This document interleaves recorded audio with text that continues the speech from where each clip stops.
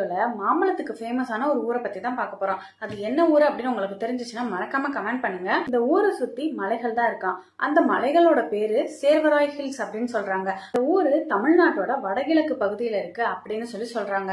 அது மட்டும் இல்லாம இந்த ஊர்ல தான் மேட்டூர் இருக்கான், மேட்டூர் அணை இருக்கான். இந்த ஊரு 2000 ஆண்டுக்கு மேல பழமையானது அப்படின்னு சொல்றாங்க. அது மட்டும் இல்லாம இதை ஆண்டது சேர மன்னன் அப்படின்னு சொல்றாங்க.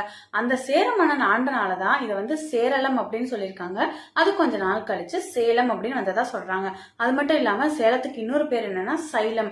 இது எதனால வந்துச்சுன்னா மலைகளால் சூழப்பட்ட இடத்தை சைலம்னு சொல்லுவாங்களாம்.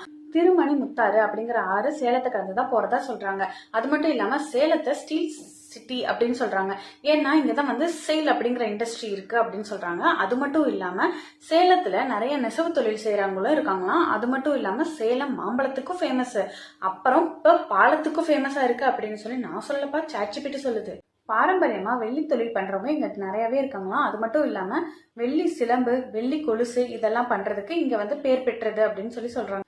கப்பக்கிழங்கு அப்படின்னு சொல்லப்படுற குச்சிக்கிழங்கு இங்க நிறையவே ஃபேமஸ். அது மட்டும் இல்லாம இங்க ஜவ்வரிசி ஆலையும் இருக்கான். அது மட்டும் இல்லாம இப்ப நிறைய பாலங்கள்லாம் வந்தனால அந்த பாலத்துல நின்று பாத்தீங்கன்னாலே சுத்தி மலைகள் சூழ்ந்து இருக்கிறது நல்லாவே தெரியுது. சேலத்தை சுத்தியும் மலைகளா இருக்கிறதால ஒருவேளை இந்த சேலம் குறிஞ்சி முல்லை மருதம் நெய்தல் பாலையில இருக்கிற குறிஞ்சியா இருக்குமோ, குறிஞ்சி நிலமா இருக்குமோ அப்படின்னு நான் யோசிக்கிறேன். உங்க யாருக்காவது நல்லா தெரிஞ்சிச்சு அப்படின்னா மறக்காம கமெண்ட் பண்ணுங்க. தேங்க்யூ.